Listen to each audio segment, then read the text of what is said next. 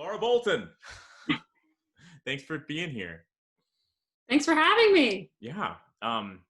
So you've been playing on the show for weeks now. We've heard you play. We've seen you play. We've heard you sing. First of all, thank you for doing all that. Oh, my pleasure. It's great now. People are gonna actually get to meet you in person. So thank you. So thanks. Thanks. It's been a lot of fun. Where are you talking to us from? St. Paul, Minnesota. Right down the street from you. I know. We're neighbors. I love it. I know. It's fun. So you have been in the business a long time. We've worked together many, many times on many projects, but you've been a rehearsal pianist, a collaborative pianist, an opera coach. You've been head of the music staff. You've been a conductor. You do all these different things, but what first got you into opera? Working with singers. I have always had a draw, the human voice and working with singers, and it has always been a passion of mine and something that I have had a lifelong affinity with. And I played for just hundreds of hours of voice lessons in college, which just deepened my love for the art of singing. And then that kind of just was a natural progression into opera. So that was kind of the trajectory. So did you start, so you started in college playing for singers, but I mean, as a young pianist, was it something sort of that was in the back of your mind as well? Or was it really when you started playing for voice lessons that got you into it? Well, I started playing for choirs when I was in 6th grade. I started accompanying choirs and working with conductors, and I guess that was kind of the seeds that there was something I just kind of got it, and I was never able to sing in a choir again, actually, because I was the choir accompanist. So much to my dismay, because I really enjoy singing, but I was, once that was discovered, I just kind of, I did that in college also. So yeah, once they knew that you were actually good at playing piano and accompanying, then there's sorry, that's all you get to do now. I auditioned for show choir back in high school, and he said, well, you didn't get into the choir, but would you please accompany? I mean, I can't tell you how many times I heard that growing up. So it's great. But I have enjoyed working with conductors equally. It's a relationship that's unique and has been really fulfilling for me to grow my own sense of musicianship through, and just learn the craft through. So that was another part of the seeds of it all. So talk about that a little bit, because I think that, I don't know, one of the things I like to talk about on these interviews is stuff that people don't necessarily know that you would have to know about. And, for me, it's obvious that in a rehearsal situation, we're all following the conductor. And as a pianist, you really have to follow the conductor. So that's a huge skill. And if you can't do that, you can't do that job. Can you talk a little bit about what it's like working with a conductor, and what do you really appreciate about it, or what's really challenging about it? I think my favorite part about that relationship is executing what you see, taking what you see in their body language and turning it into a sound that supports everybody else's process. Yeah, has been really fun and a really great way of learning by doing, rather than just learning by explaining, right. Which is a process that I really enjoy. Less talking and more doing. So it just kind of supported that, as well as just, again, learning the craft, but kind of by osmosis. You just kind of, and you get to know people that way too, other people's musicianship in that way, which gets to know another artist in a really intimate way. Yeah. So those were the most fun parts of it for me. So, because you conduct as well. Right. So how, after all the years of playing rehearsals, working with conductors, was it easy to step into that role? Was it challenging? Did you feel like you were well equipped because of all that experience, or how did that work? I feel like after having done it for so many years, and loving it, I feel like there is a sense of kind of physical osmosis where I feel it more naturally. This is kind of a newer career step where I'm stepping into music directing and conducting more exclusively. Yeah. So I'm just at the beginning really of that part of it in my own development. So we'll see how it plays out. But yeah, it is a lot of kind of learning what to do, what not to do, what's worked for me in the past as a pianist in that situation, and seeing what works for orchestras. It's been nice to kind of be a fly on the wall, and being able to learn so much in that way about the craft and then trying it out. That's awesome. Gosh, that's exciting. Um, so you said that you really love working with singers, and my ears perked up when you said that, and I thought, wow, gosh, that's so great. Someone loves working with singers. Oh, I do. Most of the time you hear people complain about working with singers. That's not true. But so you've talked about what you really appreciate about that, but are there some things that maybe are challenging about working with singers? Oh yeah. I mean, nothing is like all good or all bad. I mean, what I think is really interesting about the human voice is that it's a reflection of where a person is often. It's kind of a mirror into themselves, and it's really satisfying to be part of that process to help people unlock themselves to get to a freer place so they can have more free expression. That also has kind of ramifications on the flip side for if something's personally in the way, or there's just a challenge that they can't overcome. That can be a real challenge to the process.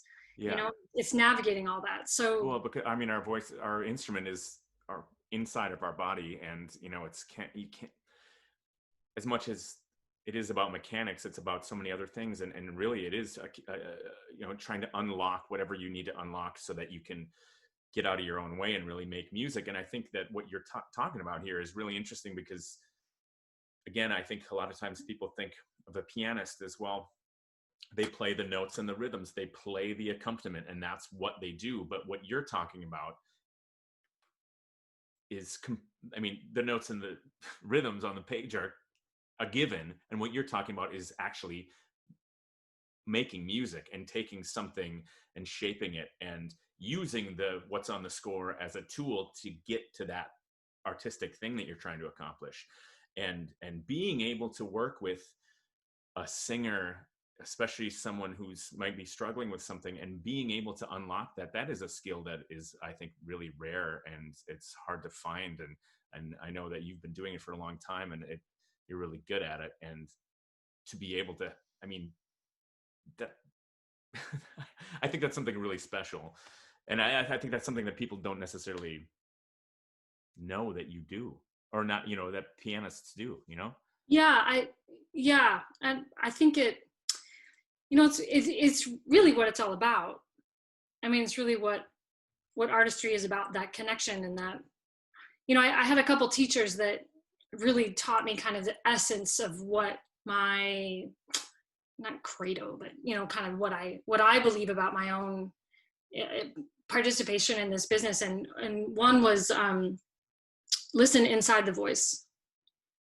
And that really, at that moment that he said it really opened my eyes and opened my ears in a way that I had never experienced before. And just kind of made so many things click for me about just connections, music connections, artistic connections. And then another teacher of mine said, it's what happens between the notes, not on the notes, which is right. Exactly what it's about.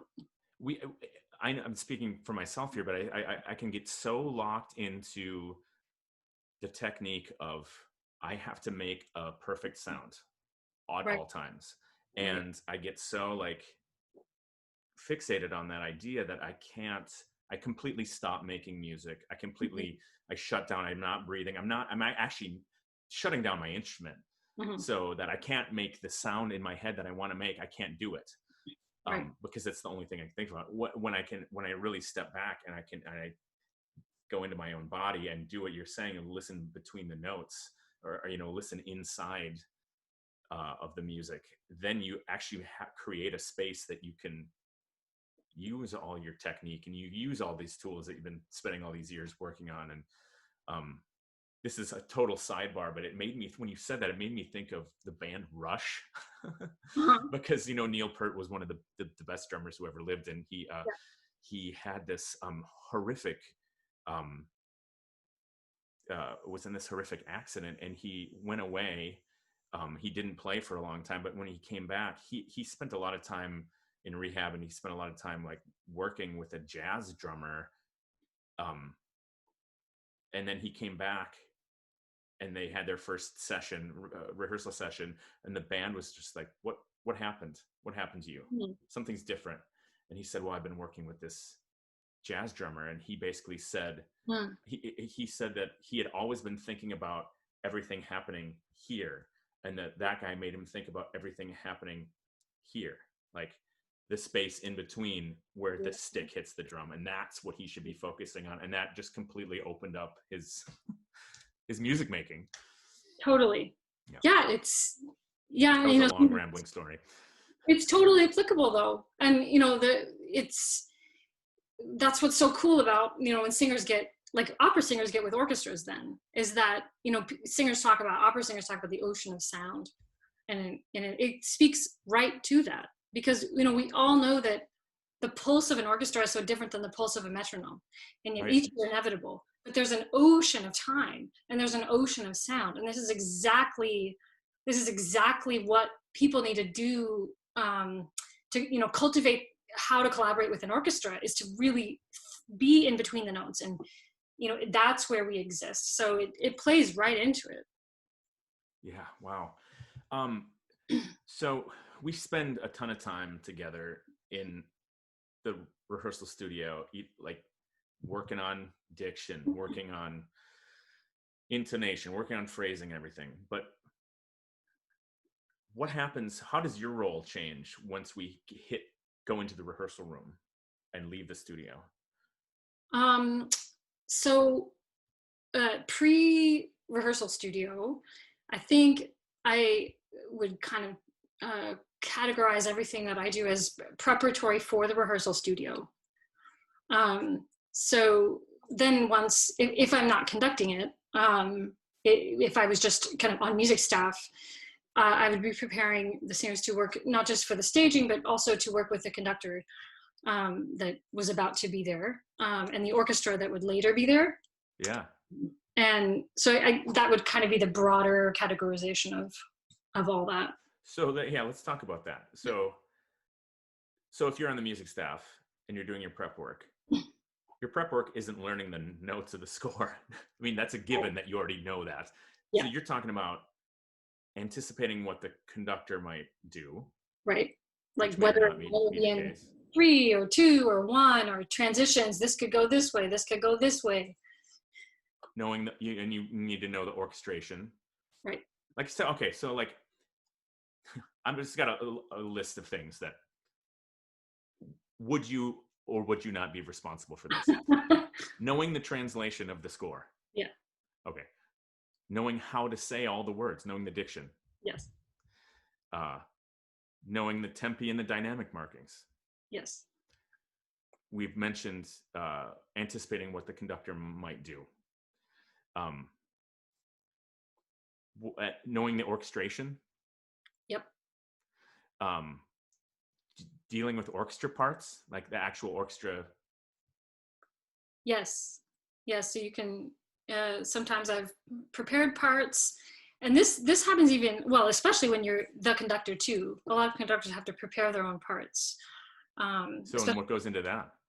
Kind of writing in any cuts, or writing in any markings, dynamic markings or stylistic markings, just to make the rehearsal process, because you get such limited time with orchestras, you need to make it as efficient as possible. And so that's like, you're talking about 40 sets of parts that you have to go through and individually prepare. Yeah, it's glamorous. But then also, if you're renting the parts, that often means erasing every single one at the end before you send it back. I did that for Mill City a lot with Brian Demarais. After the final performance, most years we would get out our big erasers and have a big erasing party before we went to the final cast party. That's amazing. Eraser party. Yep. Sounds incredible. Yeah, pretty awesome. It's fun. Yeah. Okay. So then now we're in rehearsal. We've staged the opera. We're about to go to the actual auditorium now for Tech Week and stuff. Now how does your role change? You may or not, maybe let's say that there's another rehearsal pianist and you don't have to play those rehearsals, but you're in the house. What are you doing in the house at this point? A lot of listening, a lot of note taking for balance, for continued tweaking, because often what happens is that if we have we spend a lot of time on the music at the beginning and in the prep, like for coaching it, and then maybe with kind of a couple of music rehearsals at the beginning, and then we get to staging, which leaves the music side of it often it kind of goes down a little bit because the staging is so intense. So then when you go back into, it's just this kind of constant building up of each side of that. So in-house, when we get to the theater, then it's just notes to keep that side of it being built up, and also then the orchestra comes in, and you really it's just a very fast. You have to get a lot done in a very short amount of time. Everybody does. So I mean, we're talking about maybe 2 rehearsals with the orchestra before we have an audience there. Right. Yeah. Right. Maybe 1. Sometimes. So you just work really efficiently and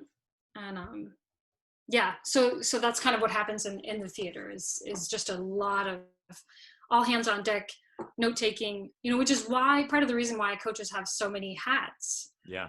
Is when we're done playing the piano, that doesn't mean that our duties stop. We can't. Right. No person can just stop. If you're on the opera team, it has to evolve, or else you're a dispensable force, right? So you kind of, that's why the piano playing is where the job starts. It's not where the job ends, right?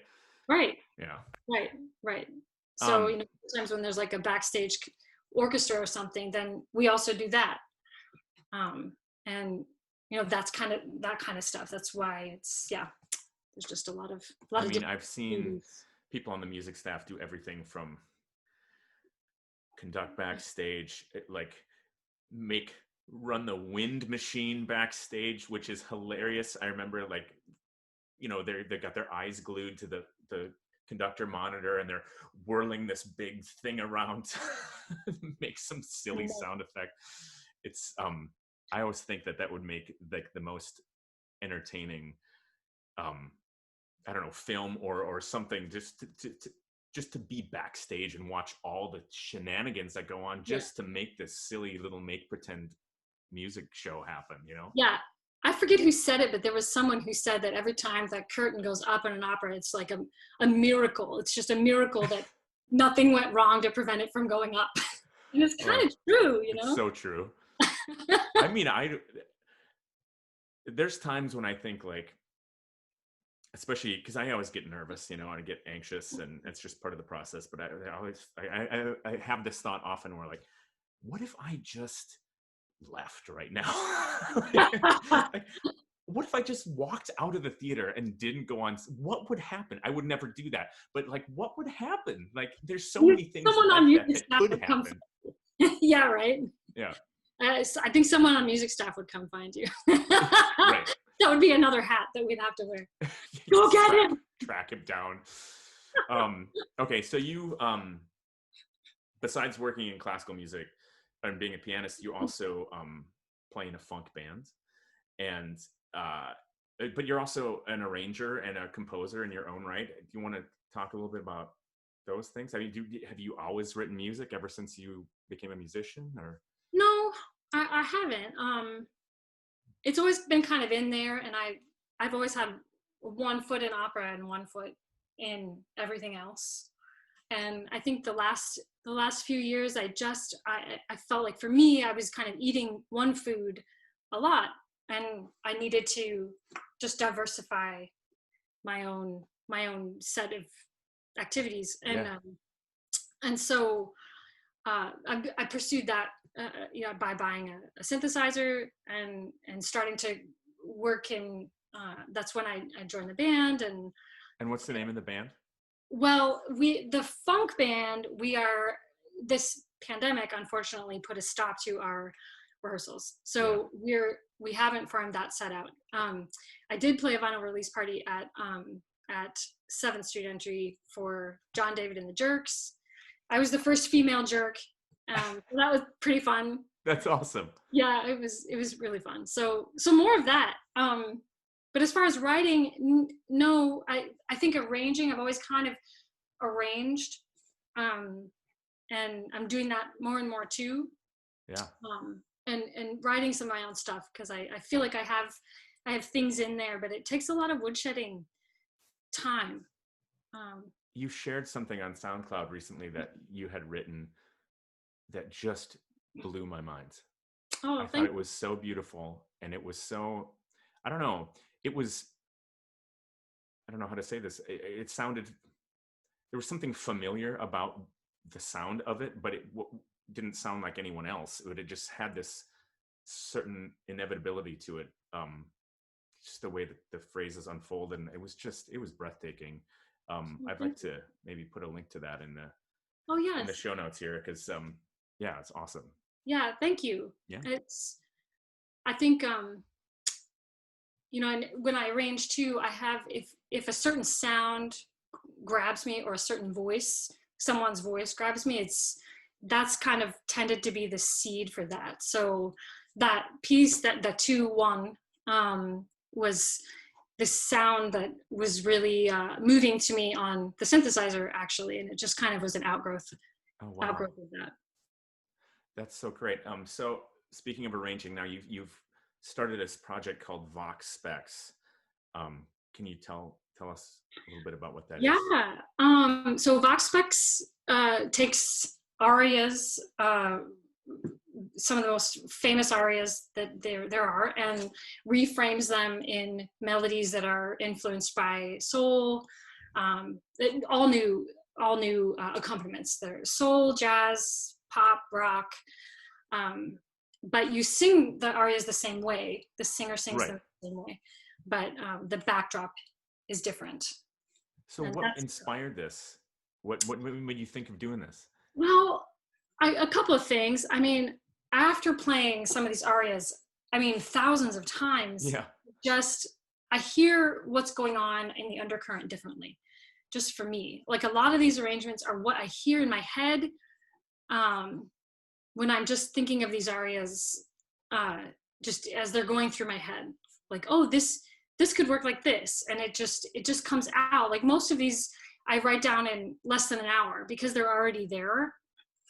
That's incredible. So that's kind of, it's the familiarity of how the voice works in the arias. Also, another kind of influencing factor is that I feel like there's a lot of unexplored territory with, say, voice and drum kit. They all have drum kit. I feel like the soul genre, there's so much crossover between the way that soul singers sing and the way that opera singers sing. Oh my gosh. Yes, There's absolutely. So much. Yeah. And it's not explored. So that's another, I just feel like it's just ripe for exploration, thematically and genre-wise, without watering down either of them. Right.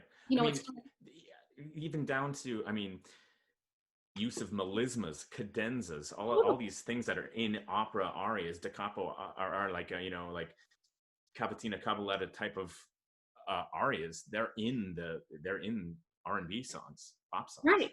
Yeah. Right. And so it's trying to, find the essence of what makes those work and show how they can work together to just create something new. So what's an example of one of the things that you've arranged for that? Well, one of the newest things I've arranged. So I've kind of two different things. One is where I write the accompaniment and it's completely original. So I actually just finished an arrangement of the Habanera, which is Carmen's first aria, and that you played on with your guitar and bass. And so that I've written completely new accompaniment. Yeah. And then there's other ones where I mash up an existing song with an aria. And so some of it is existing material from the original song, and some is material that I wrote. So, for example, one of my previous ones was an aria from Dido and Aeneas called When I Am Laid in Earth. Yeah. And I mashed it up with My Funny Valentine and redid the accompaniment. And then it's actually a duet where they sing at the same time, and it just works. And I don't know why it works. It just works. It's just kind of what's going on in my head. And so after I wrote down several of these and we performed them for audiences, and I saw the reaction, and I was like, well, maybe it's not just me that's excited about this. I trademarked the name Vox Fix, actually. And now I'm just adding to the body of work. And hopefully when this pandemic is done, we can take it out on the road and engage some more people in it, in the project, and just kind of give it some more legs and see where it goes. Yeah, it's really exciting. I've really enjoyed hearing what you've done and getting a chance to play guitar on some of it. And it's really cool stuff. And I love the reharmonization is especially what I love about it, because when I do stuff for Guns N' Roses and Cavalier, a lot of times what I'm doing is just playing what's on the page and moving it over to a different sort of genre slot, like playing a Schubert song completely as is, except I've changed it from a piano to an electric guitar with distortion, so it sounds like Metallica wrote it. And I'm not really tinkering too much with the fabric of the accompaniment or the vocal line. And I love in your project, the vocal line is intact, but that you've completely reharmonized the accompaniment, and it is mind-blowing to me. Like the one that sticks out first comes to mind is the Leporello's aria from Don Giovanni, which sounds just, it sounds so perfect, but it is completely reharmonized in the most amazing way. And that requires quite a bit of knowledge. So it's a challenge, and it's so congratulations. Yeah. You did very well in music theory. Well, I was actually a theory major at University of Michigan. So they are reharmonized. They're often not even in the same key as the original.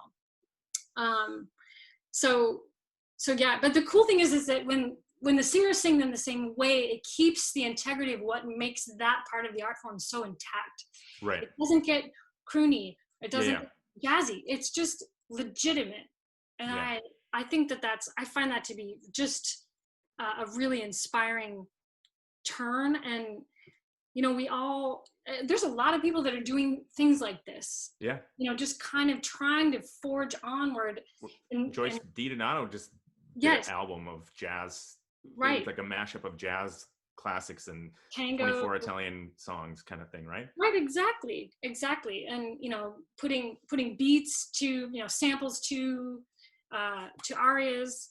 So I feel like I really would love to see opera head here, like this be kind of an extension of the genre, this be part of a new chapter, which is another reason I'm doing it, because I feel like we're all just in artistic searching, looking for what's next in what we do. Cool. This is so great. Thank you so much for all. I just love all this behind the scenes stuff. I want to end with the Fauci 5 little questionnaire. Right.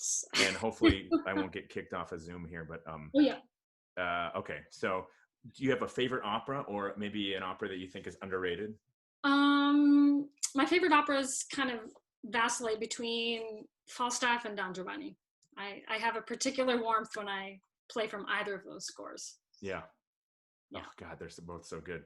I know. Is there a favorite book about opera or music, or maybe a movie about opera or music that you could share with us? Yeah, well, most of the books, honestly, that I use are dictionaries. I'm a word geek. but I can't recommend a dictionary on the You but can. how nerdy is that? French dictionary. No, but I have a dictionary called, a book called The Guide to Operatic Roles and Arias. Oh, That's been really valuable for me as someone who gets asked a lot, what should I sing? What are your recommendations? Because it categorizes every aria that it categorizes arias by opera, by role, by voice type. oh, It's a awesome. categorization book, so it gives you a lot of different entry points, and it's just kind of just lists of what's out there. But because of when it was published, it doesn't include a lot of the very modern things, but it's a great resource. Yeah, that sounds terrific. Yeah. Any book that you've read recently that you can recommend? I'm making my way through, I have been for a couple years now, Toni Morrison's output. And Song of Solomon is one that I recently finished. That was, she's just a treasure. So Yeah. that's kind of what I'm What are you doing to stay sane right now, or creative? Stay whatever. Well, I'm reading a lot, and I'm working on Vox Fix stuff, and my kids keep me sane. I have 3 children. Yeah. It's a grounding force. Absolutely. So 100%. Keep an eye on what's important. And finally, this is the most important question. What are you watching on Netflix right now? We've been making our way through the Marvel movies. Nice. And it's really good to see like good guys win against the bad guys and like epic battles right now. Yeah. So just kind of getting lost in all that stuff. It's been fun. Totally. My 6-year-old is definitely on board with that plan as well. I never was, and now we started watching them, and I was just like, I mean, they're good. Yeah. You kind of get all into it, and just can't wait for the next one. And so it's kind of our family ritual, we kind of do it a couple nights in a row on the weekends, and it's fun. You may have inspired me. We might have to bust into some Marvel stuff tonight. Yeah, it's good times. Great. Thank you so much, Lara. Thank you. And thank you so much for playing so beautifully every week. And my pleasure. Yeah, thank you. It's great to be here. It's great to see you and to talk to you. Likewise. Take care. Yep. Okay. Awesome.